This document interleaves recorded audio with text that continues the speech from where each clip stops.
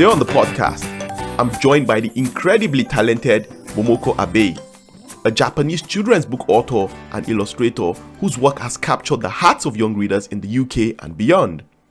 With 11 published titles and more on the way, Momoko not only writes and illustrates her own picture books, but she also brings stories to life in collaboration with celebrated authors like Agard and Jeanne Willis. An award-winning creative, she's also among the select illustrators chosen for the 2025 BBC 500 Words competition, a prestigious nationwide celebration of children's writing. In our conversation, Momoko opens up about her artistic journey from growing up in Japan to establishing herself in the UK's vibrant children's book scene. We talk about everything from ballet and filmmaking to cultural identity and creative resilience. Her story is one of curiosity, courage, and boundless imagination, and I am so excited to share it with you. Let's dive in. Okay, we are live. Thank you for joining me, Momoko. It's a pleasure.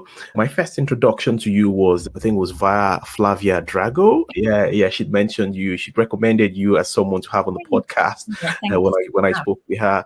So good to finally have you. What's your background, Momoko? Tell us about yourself. How would you describe yourself? So I'm a children's book author and illustrator, primarily work in picture books. But actually my background is not in illustration. So I've been quite creative child, I've been creative ever since I was little. But so I like making things. So not just writing and illustration, but I like baking. I've always liked knitting and sewing, just making things. But my biggest passion was dancing. And so I started doing classic ballet when I was 5. And then when I was teenager, just my life was all about ballet. But unfortunately, I wasn't good enough to be a professional dancer. So I decided to pursue my second passion, which was films. So I moved to the UK to study filmmaking, like film theories and filmmaking. And then I got a job in a film and TV. And I still work there part-time. So that's my background. But around when I turned 30, I wanted to make something more me, like something I can call mine. Mm-hmm. Like TV and film production, it's massive teamwork. So you will be just tiny cog of no big machine. But I found myself wanting to make something I can call, it's mine. Mm-hmm. And then, so that's when I decided to be an illustrator. That's my background.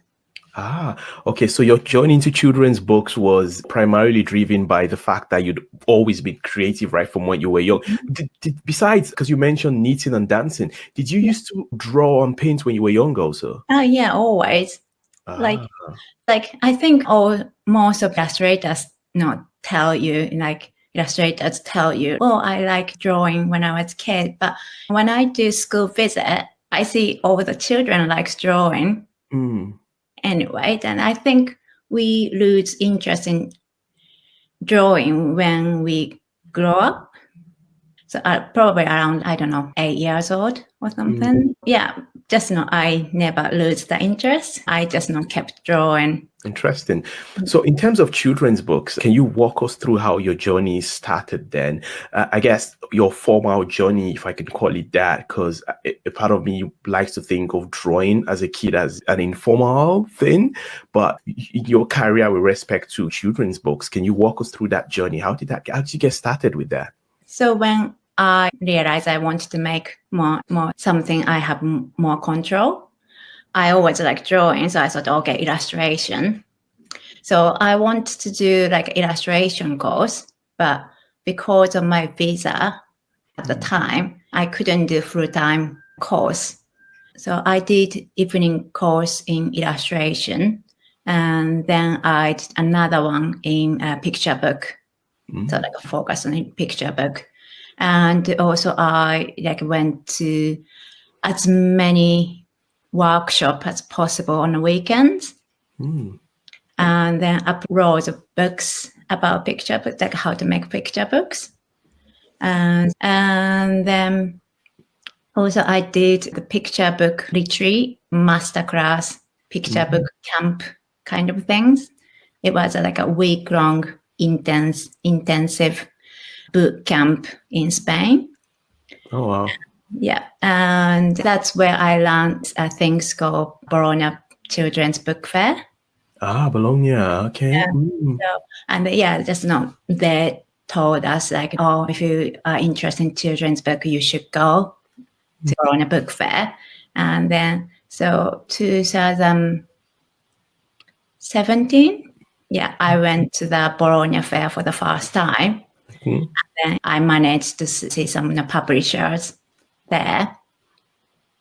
And then I go back to the fair in 2018 again.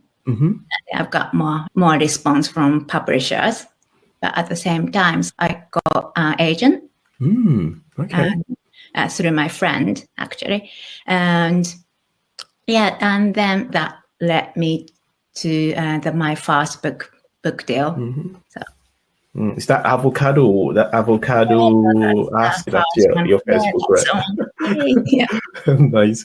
Okay, that's interesting. I have a question though, Momoko, because you said that one of the inspirations that you had was with film and TV. It's a collaborative thing, and you're just one piece of a puzzle of different people, and you wanted something that you could call your own. I'm curious, why books? Why children's books? Why not a documentary, for example? Why not, why not a TV-related thing? Why books? Yeah, so at the time, I asked myself 2 questions. So one, what I want to do, and then what I can do. So what I wanted to do was storytelling. So that's why I am and I was interested in filmmaking. And then I'm quite visual person, so I always prefer visual storytelling. Okay. And then what I could do was drawing. So that's why I said, okay, illustration. And then to me, picture book is just perfect for storytelling and also writing. Just to me, it was natural choice. Okay. Did you think about it because this is something that I have gotten with other people that I have spoken to, and it's a case of, for some of us, it's where we come from, illustrations or children's book author, children's book illustration never seems to come up as a career choice. It's usually people, well, from my experience and with a number of people that I've spoken with, it's always the popular ones, engineering or doctors. And I'm wondering, in your case, was there ever a dream to become a children's book illustrator? Was there a sense of it being accepted from your childhood? Talk us through that. Yeah, so totally I agree. And by the way, I'm Japanese. I didn't mention that, but I'm Japanese and born and bred. When I moved to UK, when I was 20, so I grew up in Japan. And then partly because I was more interested in dancing at the time, I never thought of illustrator as a career. But also in Japan, we still have this notion of art is not really a proper job. And also Japanese people are, I think we aim for security and comfort. Okay. So you study, you go to good school, and then you get good job. Because in Japan, when you get a job, it's a job for life. So you work for the company for the rest of your life. Okay. Some people change jobs, but it's quite rare. So here in UK, people keep changing companies and keep changing career, and it's seen as a positive thing. But in Japan, it's not like that. No. And what I'm trying to say is actually my not uncle. So he was my grandma's sister's son. Right. So one of the relatives of mine, he went to art school. Okay. And he had his own art studio back home. Mm-hmm. And then when I was a child, I love going there and then using his paints and paper stuff, and drawing my own stuff. So he was a son of temple, not priest, monk. Okay. Temple monk. He has to be a monk. Mm-hmm. So he had to take his dad's job. Okay. So my family let him go to Abba just as kind of a hobby. Okay. And the uncle, well, I call him uncle, but at the end he became monk. So he gave up on art. I grew up seeing that, thinking, okay, art can be, career. Mm-hmm. So that's why when I decided to be an illustrator, my mom wasn't happy, to be honest. She didn't stop me, but she thought, oh, it's just a phase or just a hobby. So she was actually quite surprised when I get the proper book deal. Mm-hmm. Nice. And then, so now I think she's accepted I do this as a career. But it was hard. That anxiety of it's hard to make a living out of art was always with me. So that's why I didn't just jump into illustration. I kept my day job. Yeah. Okay. Interesting. And you still have your day job, right? Yeah. So do you envisage a period where you will be working full time as a children's book illustrator, or you still want to be able to maintain that balance between the both of them? Yeah. Again, I live in London. It's one of the most expensive cities in the world. So I do like the security of having income. But yes, if I can maintain same lifestyle just with illustration, I'd love to do that. Mm-hmm. But at the same time, having regular income give me confidence as well. So because my day job pay my bills, so I could be very selective about what kind of book project I do. I've been saying no to some text publisher, but because I have security, so I don't feel like, oh my God, I have to take all the projects come to me. Mm-hmm. So it's balance. I love to go to 3 days a week instead of 4 days a week with my day job. Difficult. Yeah, that's interesting. Oh, sorry. Wait, were you going to say something? Okay, that's interesting because I can relate to what you're saying. I have a passion for children's books and stuff, but my full-time job, my day job is as a software engineer. Oh, yes. But I'm still feeding my passion, doing the much that I can, which is the reason why I started this podcast also, to learn from other people, hear from them, and have these relatable experiences as a guide in a sense, so I can relate. But just to touch on that again, Momoko. Sure. So I get that bit about maintaining a balance in terms of your sustainability. But how about, because you mentioned that you had a love for storytelling and film, is that also not a factor? So would you not also want to maintain that balance because of your love for film and TV? Yes, like now at my day job, what I do is more like a technical support. So I'm not doing anything creative, but still I get to see new TV programs and new films. And then I quite like having a community in outside of children's illustration. You don't want to stay in a bubble. Like you need a different stimulation. So I have completely different communities. So one is children's book community, and one is like my colleagues at the day job, like TV and film. And then our conversation is different, and what we see and what we enjoy different. And then I think it helps my illustration having different inspiration from different world, different industry. So that's why I quite keep in my day job. So I could have a different kind of conversation, different kind of interest. I can enjoy that with my day job. Yeah. So interesting that you mentioned this, because something comes to mind, which is when I was doing my research on you and I Googled you and I came across a Momoko Abe on LinkedIn. Yeah. I thought that I thought you were the one, but then I read through everything and I was like, no, it can't be the same person because there's not a mention of illustration or children's anything. Yeah. And it wasn't until I reached out to you and you confirmed that, oh no, that is you, and you maintain a separation between your day job and children's illustration that I was convinced. But I should ask you, how do you maintain that?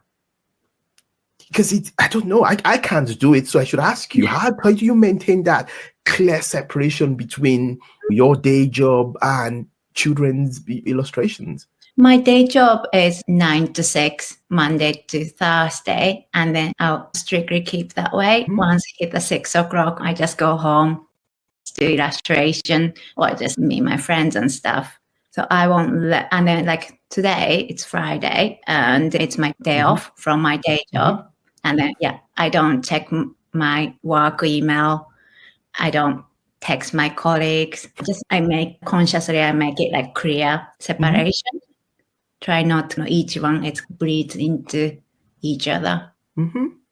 Yeah. My last question on that one is, are they aware though? So and when I say they, it's not just people at your workplace. I'm also talking about so both communities now. So your film and production community and then the children's book illustration community. Are they aware that Momoko has multiple hats or straddles different worlds? Are they aware?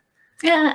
Ish, I think. So Okay. At my day job, I don't really advertise me as an illustrator because especially I work in children's, the picture was not their interest anyway. Okay. No, some people has kids, so maybe some of my colleagues know what I do, and then they buy my books and stuff, and they know that's really nice. But I try not to advertise myself.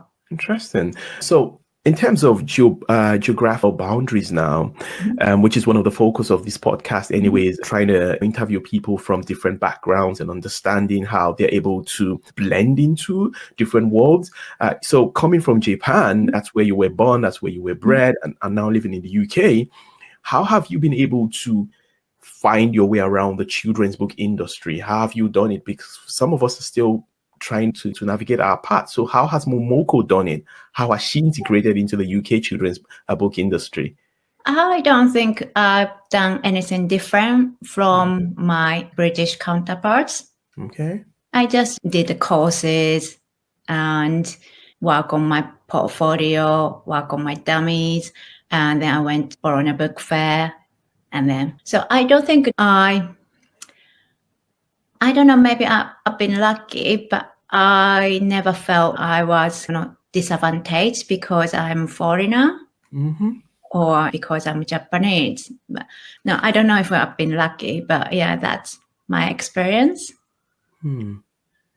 Like the only struggle was like just because my visa, I couldn't do that full-time illustration course because if I could have, I wanted to do the Cambridge School of Art MA course, the famous one. But obviously I couldn't do it. So I have to figure out so then how can I compensate that hurdle, I think. Interesting, because you point out something very vital here, which is, for me, it's like it's a mindset issue for you. So for you just had that positive mindset, and you've not approached the industry from I'm new, I'm a foreigner. You've just kept an open mind and just gone with your courses and blended into the communities. What sort of communities have you associated with to this point in terms of children's book illustrations? So my community is other working, children's book illustrators. Okay. Yeah. And I met them through other people's launch parties or like a workshop or like illustration related events. And then I just say hi and then be friends. And then this children's book community is so friendly. So if you met one person, the person introduce you to another person, other people, and then so you notice you are surrounded by like-minded people. Yeah. Interesting. So I know that because I have a few of your books here. I have Avocado Asks, which is solely your own work. I have this one, which I know is a collaborative effort with, yeah. And then there's another one here with Just Lazy. Yeah. And then I think the last one that I have is, this is just you. But speaking of the collaborative ones that you've done, Momoko, first, how did those come about? These are people who are not Japanese, this two that I've shared with you. Have you also worked with any Japanese? So far, no, I haven't. Okay. So how it works is, so I have two main publishers I work with at the moment. And with one, I just do my own authored story. Okay. And then the other one, I just do the illustration jobs. So that publisher sent me text and I say yes or no. Okay. But obviously, I could say yes or no, but it's publisher decision to know which text to send it to me. And then, so far I haven't got the text from Japanese author. Okay. So. And in terms of that, so you work on your own things, on your own books where you write the story and you illustrate. You have one publisher, and then the other one is, so you have another publisher for collaborative works. Where does the agent come in then? Because I know that you have an agent. Where does the agent come in? So when I started, so I had that dummy book for Avocado Asks. Okay. And then my agent took the dummy to different publishers, and I've got different offers from multiple publishers. And then obviously I have to choose one. So I picked Hachette for the Avocado Asks. But the other publisher I didn't go for, and the publishers I didn't go for still wanted to work with me. Okay. But obviously there's between publishers, there's a bit of conflict. Okay. So basically they don't want to compete each other, right? So they can't publish similar book of mine at the same time. To get around that, so I decided to do just my authored book with this publisher, and then I just do collaboration books with the other. So it's not completely same kind of book, still picture book. So we could avoid this clash in publishers. But that my agent, got that kind of agreement, arrangement. Okay. So I have a question with respect to your collaborations. Again, this is going by my conversations with other authors or other illustrators, where I have noticed that for some of them, they get to meet with the authors that they illustrate for. And for some, they've never met the authors. So in your case, have you met John Agard, Josh Lacey, any of the people that you've collaborated with? Have you met them in person? I have, but half of them. Okay. But not all of them. Did you meet them while you were working on their books, or before or after? No, just after. So basically the publisher keep us separated. Okay. While we are making the book, and then which I actually appreciate. Okay. Because you don't want to be in the situation where there are too many cooks. Okay. So obviously when I do character samples or sketches or the final art, I send them to the publisher, and the publisher forward it on to author, obviously. But the author gives the feedback to the publisher, my editor, and then they can filter the answer for me. Yeah. So it's not all the feedback helpful, Yeah. So not. So editor work as a middleman, and then give me a relevant feedback. They pass on relevant feedback, and which I appreciate. You don't want all the feedback from authors, because in my opinion, we should stay on our own lane. Okay. As illustrators, I wouldn't comment on their text. For example, I wouldn't tell him, or you tell them like, oh, you should change it to this and that. So I don't want the other. I see what you mean, though. I see what you mean. Yeah. And in terms of the books, especially your own books, I'd like to get the inspiration behind those books. Avocado Asks for me was quite interesting because I've always just fancied or admired how people would pick like a real world subject and build a story around it using non-humans and fruits. In your case, you've used an avocado. So I'm curious, what's the inspiration behind some of your books? Possible. I think this sympathize with object it comes quite natural to me. Okay. Because, in Japan, we like the Buddhist teaching. We say all the objects have souls. Sorry, take that again. Sorry. So that we believe all the objects. Okay. Objects have souls. They have souls. Okay. Yeah. So that's why we know you should take care of object and stuff. So yeah, like a grandma was not quite religious. And then she always told me like, oh, you should take care of your stuff. So yeah, just kind of sympathize to the inanimated object comes quite natural to me, I think. So the inspiration of Avocado Asks, it came to me when I was in supermarket. And then I was looking for an avocado for my lunch. And then I thought, okay, where can I find, avocado? Is it near fruits or is it near the tomatoes and cucumbers and stuff? And then I thought, what if the avocados, they themselves don't know the answer? And I thought that would be funny. So yeah, that's the inspiration. Interesting. And then you sold that story idea to your agent, or how did that work? And so I got the idea like when I was not trying to be the illustrator. Okay. So so I went to the evening courses and those boot camp, and then they taught me like how to make dummy books. Okay.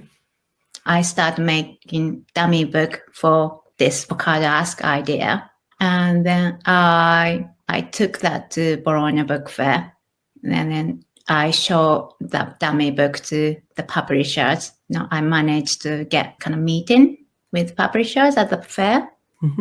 So I showed them this dummy. And also when I got the agent, I sent her like a PDF version of the dummy. And she sent that to other publishers. Oh, wow. I'm curious, Momoko, but because this is the first time that I have heard of a dummy book. What is a dummy book? Dummy book. So it's like a kind of small version. Okay. Yeah. Of the book. So not as big as this. Not that book. No, it's just like on a cheap paper. It doesn't need to be fancy. Okay. So basically, it's like a miniature version of the book, and you use your home printer, just print out the text and the images, and then you cut it and stuff with glue and make it like a tiny book. So that's dummy book, and then you don't need like a fully finished illustration for dummy. Probably you just need a couple of color splits. But everything else, it's just black and white pencil sketch is fine. It's dummy book to just show your idea of the book. And for picture book, it's easier to show that dummy form, so people can see page turns and the layout and stuff. Yeah. Oh wow! So it's nothing close to the final version that we have here, right? Like at the beginning, because publisher doesn't care the quality of a dummy book, right? They don't care if it's like just cheap printing paper, as long as they can see the idea. Yeah. At the beginning, I didn't know, so I sent it to proper printer, printing company, and made it very shiny. Oh. Yeah, it was a waste of money, to be honest. How many copies of those did you have? Maybe I just made like one or two. Because you don't give away. You show the publisher and you take it home. Oh, okay.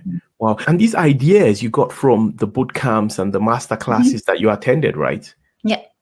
Okay, interesting. Thanks for sharing that. And in terms of when the sun goes down, yeah, I'm curious to find out the inspiration behind this one, Momoko. So I'm quite visual person, so usually images come to my head first. So for that book, I was just on my commute. So I was walking towards a station, and then I just this image of the sun sitting on a couch watching TV with the TV dinner.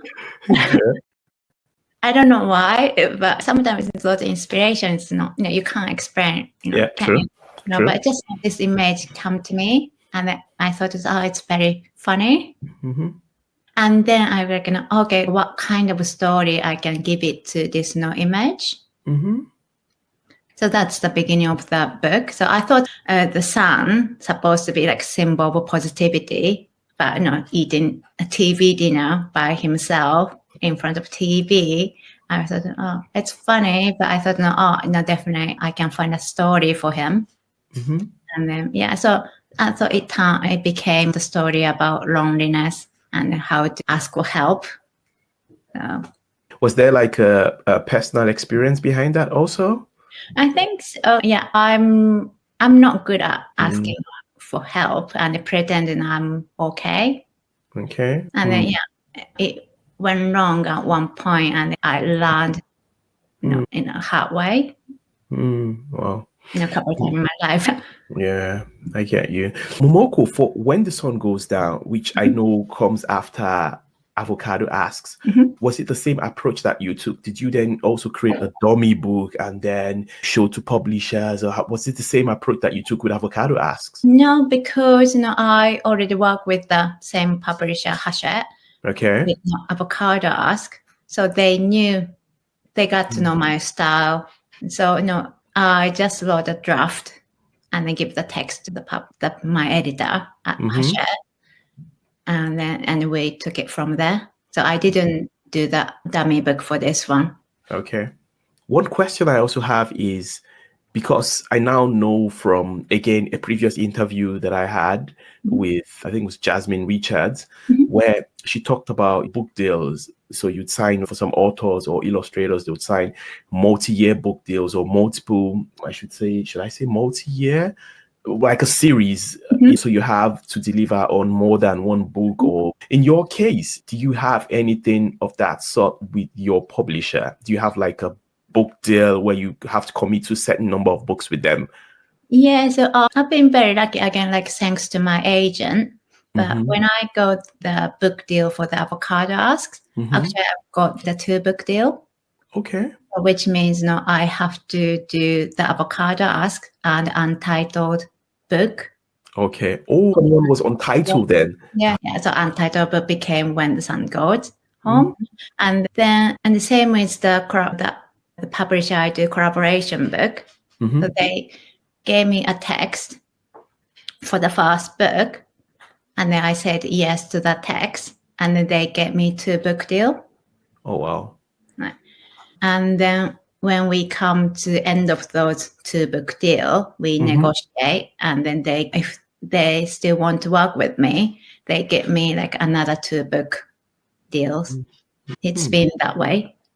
Interesting. Yeah, interesting. In terms of influences and impact now, again, just given your Japanese background and you're living in the UK and working with people from other backgrounds, I'm curious, in terms of your own books, for example, can we find them in, say, Japan or any other country besides the UK? So my books has been translated into 17 languages so far, but in total, not all of them. But among that, I've got Japanese co-edition, but it's just for Avocado Asks and the Pet Potato. So just 2 books in Japan at the moment. Okay. Yeah. And in terms of reception, because I know from following you on IG, I know that you do school visits, you go to festivals. In fact, I think we missed out on each other at the Noak Book Festival. Have you done any of this sort in Japan? I'm trying to get a sense of how your book has been received outside of the UK. Do you have a sense of that? Actually, I don't. So, because I go home only once a year, and Okay. just for 2 weeks, Okay. and I'm just not. It's just enough to see my family and friends. So I don't tend to. Sorry, that's my cat. So I don't tend to do like events in Japan. Okay. That's because I don't have time. And the reception, I'm not sure. So last time I went home, I found the pet potato, Japanese version of pet potato, in every bookshop I visited. Okay. So Momoko, I'm a bit confused, and maybe this is because I don't understand how the industry works fully. So initially you had said that your books were published by Hashe. All right. Right. Yeah. But then you mentioned now Japanese publishers. The UK publisher does book fair, or like a Frankfurt book fair, or like a London book fair. The main purpose of those fairs are like selling co-edition rights between publishers. Okay. So the publisher sell the co-edition rights to the publisher in another country. So Okay. the publishers in another country book.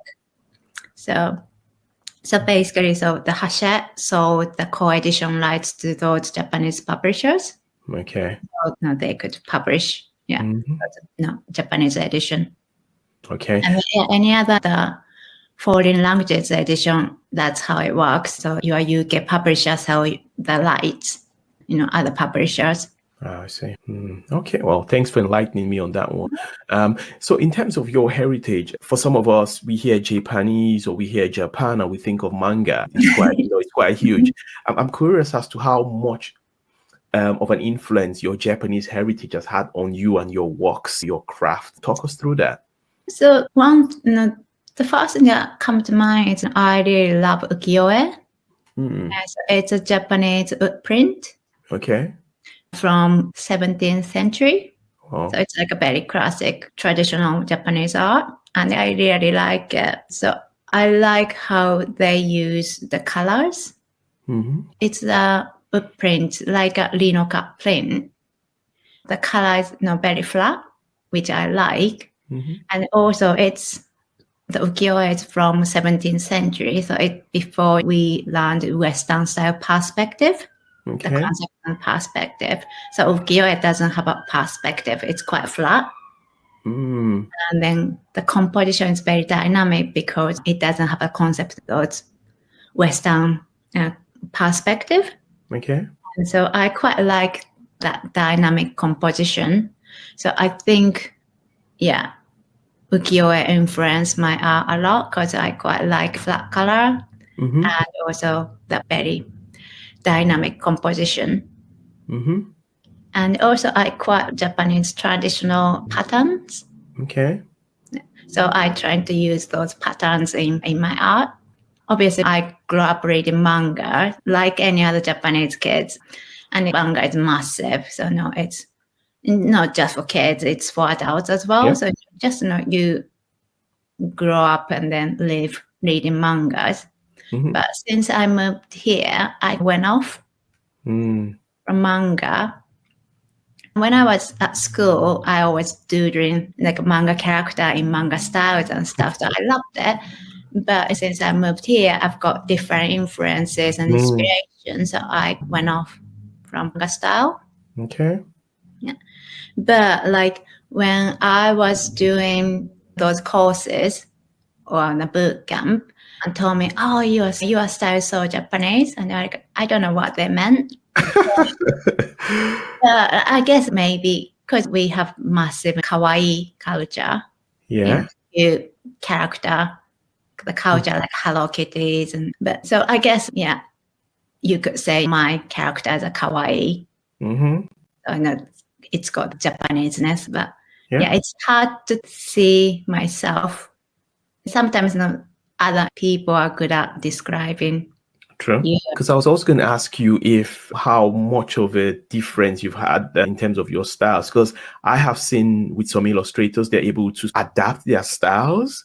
And I know that there's also, I remember speaking to Tita Beredo and she mentioned something, she was giving tips and she said something about, you know, I think being patient with finding your signature style. I think it was either Tita or it might have been Selom Sunu, something about finding your signature style. So in your case, do you have one signature style or do you have styles, in which case you still have styles that are influenced by your Japanese heritage and then you have ones that are more, I don't know, in tune with your, I don't know, maybe the world that you live in now or people that you've worked with outside of Japanese, outside of that Japanese culture? Like, if I want to, I think I can draw in manga style. Okay. But it's not my preferred style now. So Okay. probably I wouldn't do that. And then just I'm very comfortable with my style. No. So yeah, I'm just doing this way. And then maybe like if I use like a different medium, like different paints, or for my books, I use Photoshop. Okay. Obviously, I could use paints and brushes. And then if I use different material, it gives different feels to my illustration. But I think style itself, how it's always the same, because it's just not how you draw things. And then you can't really do massively different. Okay. So even if trying to draw something differently, but always ended up the same. I see what you mean. Yeah. Okay, interesting. And in terms of your career so far, because I think you've had a brilliant career so far in terms of how you've gone from film and TV to writing books, what would you consider your big breaks? What are your career highlights, Momoko? In terms of breaks, probably, definitely getting an agent, because it opened the door for me big time. And also, obviously, getting my first book deal. The first book deal leads to another one. So, yeah, so those are the big break, I think. But in terms of the highlights, I think probably one of them is, let me think. Sorry, I wrote down. Problem? Yeah. Where is it? The highlight was, so at the beginning, before I got the AOI, the agent, I was member of AOI, Association of Illustrations. Yeah. And then, so they had a partnership with the bookseller magazine. I know Bookseller Magazine, yeah. And then, so every year during the Bologna Book Fair, the bookseller magazine, that's like a special editions. And then 2018, because AOI had a kind of partnership with the magazine, I was selected for the Booksellers Illustrators Showcase thing on the special edition. So I've got like the double spread future in the book. And then, so yeah, that was nice. Yeah. And then 2019, I was shortlisted for, again, AOI World Illustration Award. Okay, wow. Yeah. And then, yeah, again, it was like a kind of validation. Yeah. Because I was shortlisted in professional category. So I go, oh, great. I'm seen as professional illustrator. So it was a nice validation. So it was definitely a highlight. And another highlight was the Avocado Asks won this Spark Kingston and Richmond Book Award. Oh, wow. Okay. So it's like a small regional book award, but it was like run by teachers and librarians. Oh, wow. And then the best thing was like the winner was selected by the students, the kids. a kid. So it means my target audience love Avocado Asks. So no, it was really nice validation. Wow. But that's a huge one. And I was going to ask you, because you mentioned earlier the initial fears that your parents had about having a career as a children's book illustrators. Do they know about some of these highlights? You're winning awards, getting featured in the Bookseller magazine, book spread. Do you share these things? Do you share these ones with them? Do you share these highlights with them? With my family? Or Yes, because you mentioned your mom earlier. Yes, I do. I send her email or I mention the code and stuff, and then that she was very surprised. No, so I think she's still surprised I'm still doing this. Wow. I guess at this point, Momoko, I should also ask you, and I think this should have come up earlier. What's the children's publishing industry like in Japan? What's it like? No, because I only work with UK publishers. Okay. So when co-editions are sold to foreign publishers, you as an author and illustrator, you don't do much. Okay. Because, just those foreign publishers take care of everything. Okay. So they use. So even Japanese editions, I didn't do that translation. They hire Japanese translator in Japan, and then they did their own translation. Okay. So I never really worked with Japanese publishers. So I'm not quite sure how they work. Interesting. Thanks for that. And in terms of I think you might have even I think you've touched on these when you were talking about how you got started in the industry, but I'll still throw it out anyways, which is a question around your affiliations, workshops, mentorship, self-development. How do you keep up? How do you stay fresh? How do you stay motivated? Do you have mentors? Do you have any conferences that you attend on an annual basis? Yes. Talk us through how you keep yourself growing and relevant in the industry. So since I've got agent, I left AOI. Okay. Because to me, AOI is very helpful, like a business side of thing. Okay. Like they do organize interesting events. When I most find it helpful with them was like their a support for the business side of things, like a pricing, contract and stuff. Yeah. But since I've got agent, my agent will take care of that side. So I left AOI. But I think if you don't have agent, I think it's very helpful. That's okay. Yeah, so I recommend AOI. Okay. But stay fresh, just not staying in this illustrators community, and then just keep meeting up with them, with other illustrators. Okay. And just bouncing off ideas. That's how I stay fresh. Just by sharing our experiences, and then you learn a lot, and then you get ideas. And because each illustrators work very differently, and then by sharing that, you get inspired. For example, today, one of my friends asked me, I'm meeting up with other illustrators to do co-working thing. Just get together and then I'll just work on whatever we are working on, do some chat and stuff. And then, that's nice.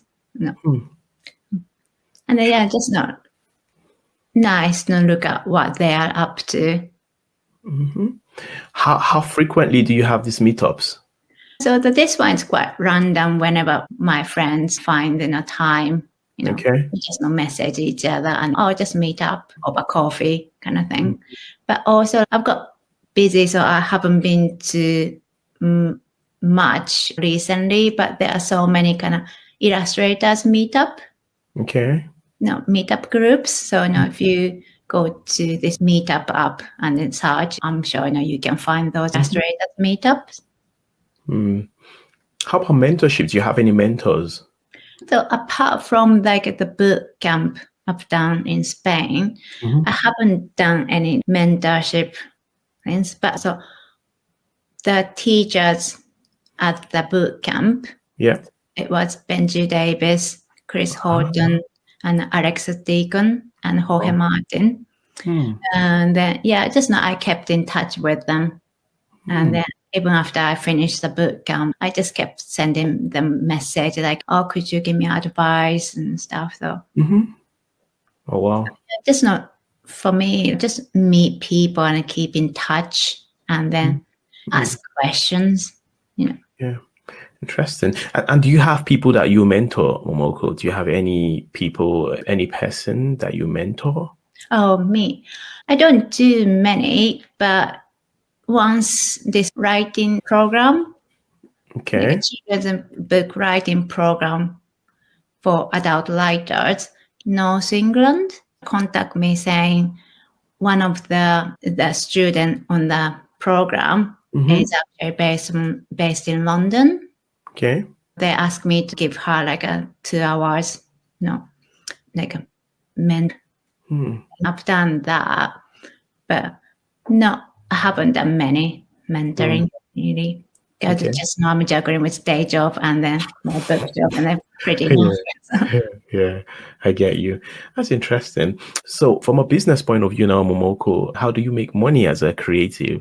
Yeah. And so also I do day job. So if I don't have the day job, I don't think I can make a living with the amount of book I do now. So if I don't have the day job, probably I have to do more books. Okay.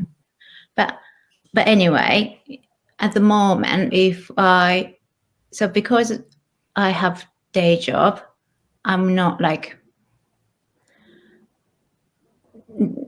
so making money isn't like a massive concern.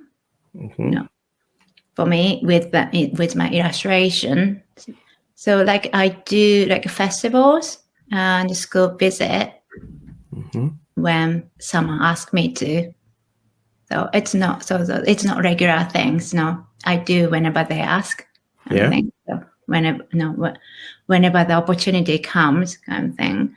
So I do the festivals and school visit, and then I occasionally do like a talks. Okay. With adult audience, and then this is very rare, but I do the mentoring things if someone asks. Are they paid? All of these things, are they paid? Are paid, yeah. Okay. So I think if you want to make a living illustrator, you have to do those extra things more and more regularly. How about, because your books, you also earn from royalties, right? You still get royalties for your books? Some of them, yes, but not all of them, yeah. Okay. And this is in addition to the advance payment that you get, right? So how it works is, so you get advance, definitely. And then once your book is published, the book has to know that your advances. Yeah. And then you start getting royalty. If your book doesn't sell well and if it doesn't earn out your advance, you won't get the royalty. Royalty. Interesting. And in terms of your options, and this is delving into your current and future projects now, do you have plans for other spin-offs, so things like going into merchandising, or are you already doing anything along those lines? Do you have stickers or printouts or anything of that sort that you incorporate into your works? I do like prints or like greeting cards and things, and I used to have Etsy shop. Oh, Etsy, yeah, okay. And I was selling that kind of thing, but I just got busy. So to simplify my life, I closed my Etsy shop, but I still do the markets. Okay. Twice a year. So again, it's not my main source of income. So I just do it more for a networking purpose. But I do the market twice a year in summer and in December. Okay. And then I sell my prints, and some prints are from my books. Okay. Oh, wow. That's interesting, because I remember I've seen photos of your stalls with lots of things that you sell. So that's really great. And in terms of your future project or current projects, I should say, what are you currently working on, Momoko? So I just finished the second collaboration with Josh Lacey. Okay. the author of The Pet Potato. And then now I'm working on a picture book for American publisher. Oh, nice. So that will be for my rest of the year. And then I've got untitled book deals still for the collaboration books. So that will be next year. Oh, wow. So you're busy then. You're busy for the rest of the year. You're busy going into the new year. So it is. And then see what's going to happen after that.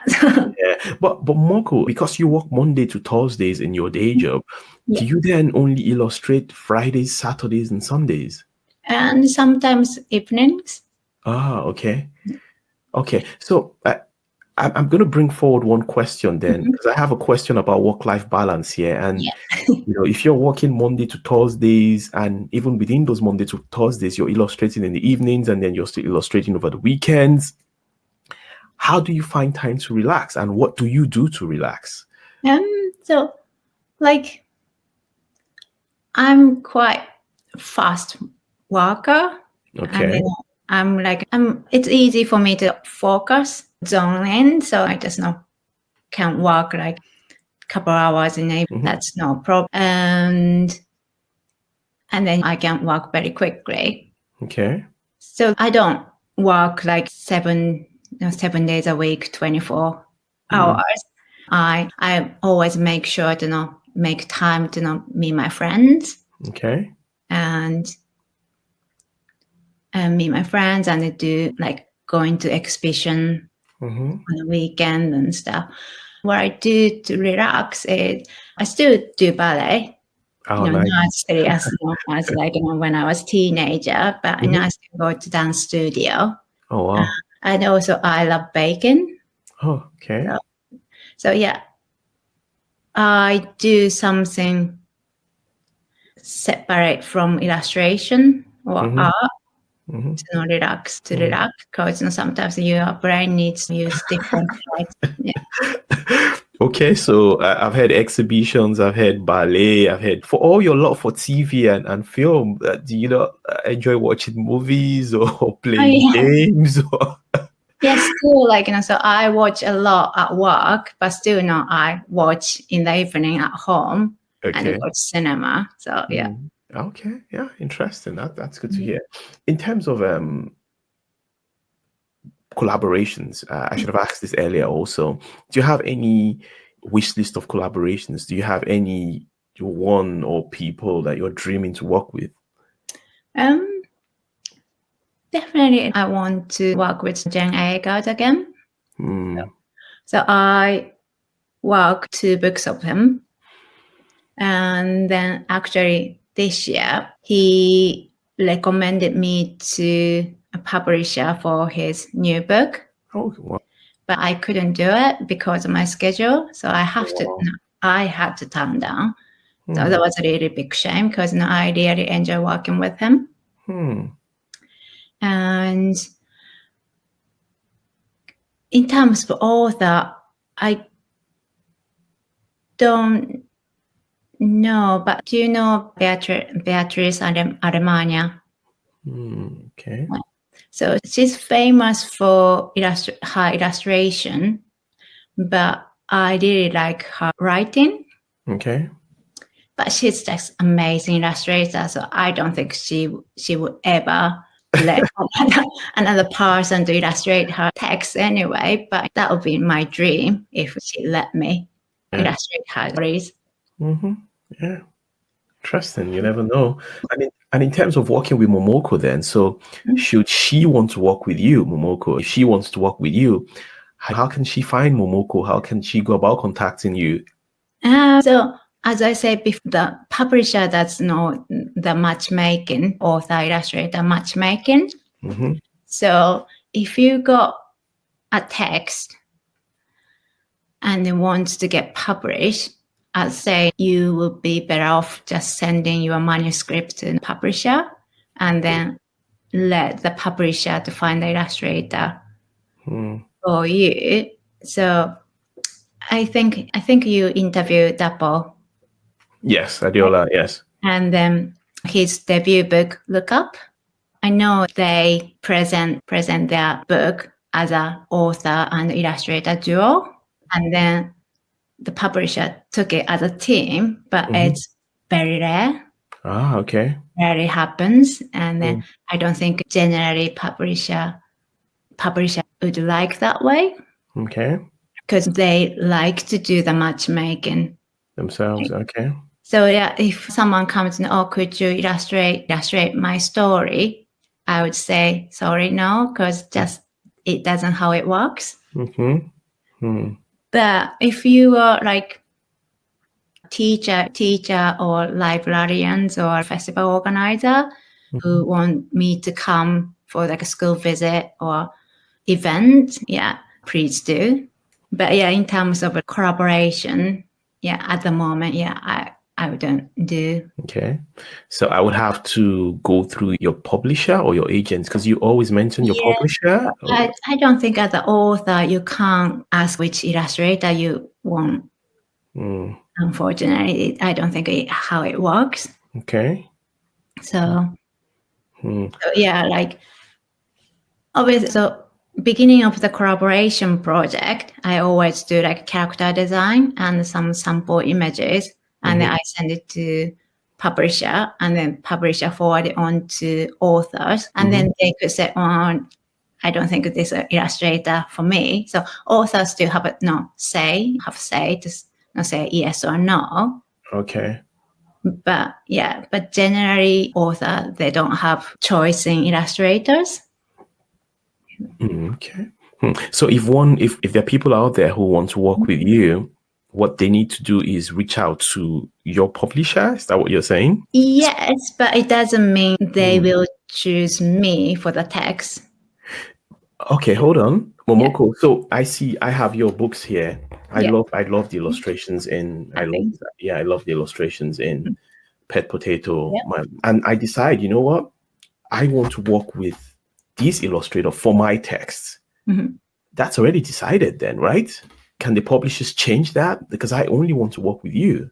It doesn't work like that, unfortunately. I don't think you have a choice. Okay. You know what I mean? No, but Momoko, here's the thing. You remember you mentioned, what's the book with John? Oh, no, okay, I don't have it here. But you worked with John Agard, and you mentioned earlier that he reached out to say he wanted you to work on his book. Yeah, but it was possible because John is very successful. Okay. Or that he's like a legendary. And he works in the industry a long time. Okay. So I think he has no privilege to say, I like this illustrator. But still, I think the publisher has the last say. Oh, so wow. Even if John says, I want to use Momoko for my next book, publisher could say, so I think we have another illustrator in mind. Ah, I see. Interesting. John's case is it's exception. Ah, okay. I see what you mean. So how about an individual unpublished or self-published writer who's willing to pay the price? And because then he or she has all the say, right? So if an indie writer or publisher wants to work with you, Momoko, one, is it possible? Two, how would they go about it? In theory, it's possible. But because now I publish through traditional route, through the established publishers, and also my time is very limited. I won't work for certain price. Okay, yeah. Work for under certain price. And then if it's self-publishing, most of the case, they don't have much budget.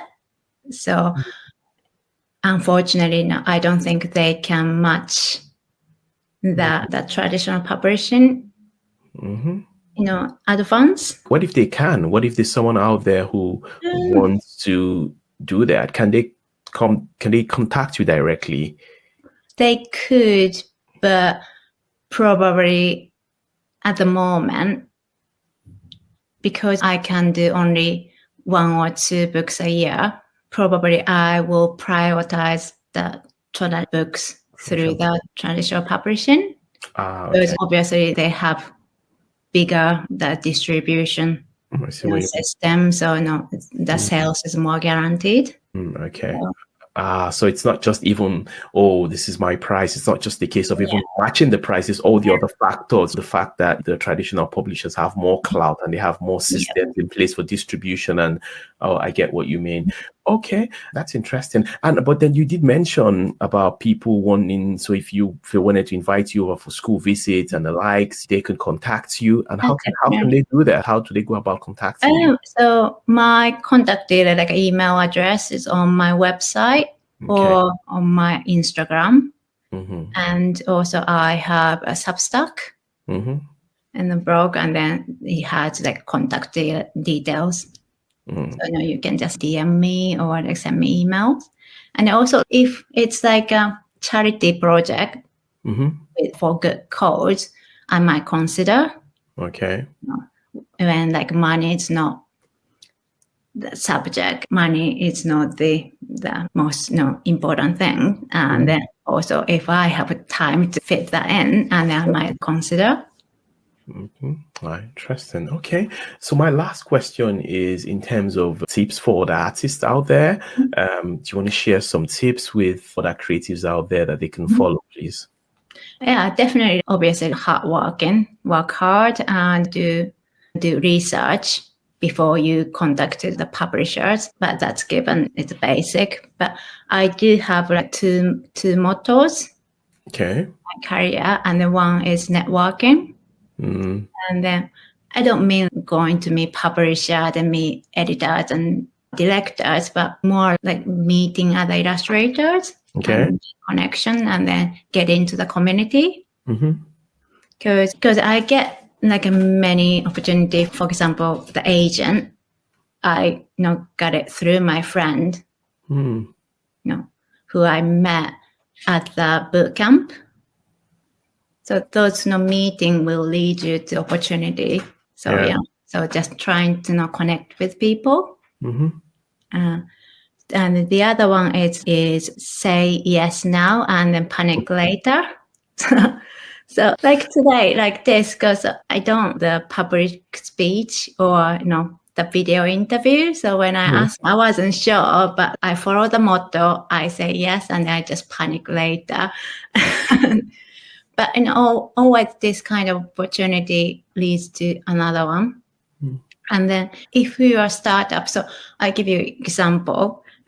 So when I was trying to be illustrator, and when I was like building out the portfolios and stuff, I work for this charity called Ministry of Stories. Okay. So it's like a after school writing club for children. Okay. I volunteered, so they have like workshops and stuff for kids. And then one day they asked me, could you run the illustration workshop? And I hate public speech. Now I'm happy to like assist behind the scene and stuff. But they asked me and I said, yes. And then a few years later, they decide to publish those kids' story because they have a shop, which is amazing. It's called Hoxton Monster Supply. Okay. So it's in London, East London. And the shop, by the way, shop is amazing because it has like a monster theme. Oh, wow. So everything they sell has kind of monster names and so it's perfect for Halloween. So I highly recommend. Okay. So occasionally they publish books, like a self-publish those children who do the program at the writing club. And then one day they asked me, we are making this book and they could illustrate. And then I illustrate that. And then because it's it gives them more freedom. So I did like a black and white illustration. Okay. Very different from my usual stuff. And then actually I quite like the end product, the black and white illustration. So now it's in my portfolio. So again, it happened because I said yes to things I wasn't comfortable with. And then panic later. Yeah, exactly. So yeah, so that's my motto and that's my tip. But obviously there are so many scams. I get those scam, like a bit dodgy emails and messages on Instagram. Oh, we've got amazing project for you. And I think, but if you read the detail or trying to check the organization, you find it, oh, okay, this is a scam. So I'm not saying yes to everything. Yeah. Be careful. But like, if you think it's legit and then if you think, good for you, then I would say, just say yes and do it. Interesting, very useful, and thank you for saying yes to this podcast interview. Also, so thank you I very did much. all right. Yeah, it's amazing.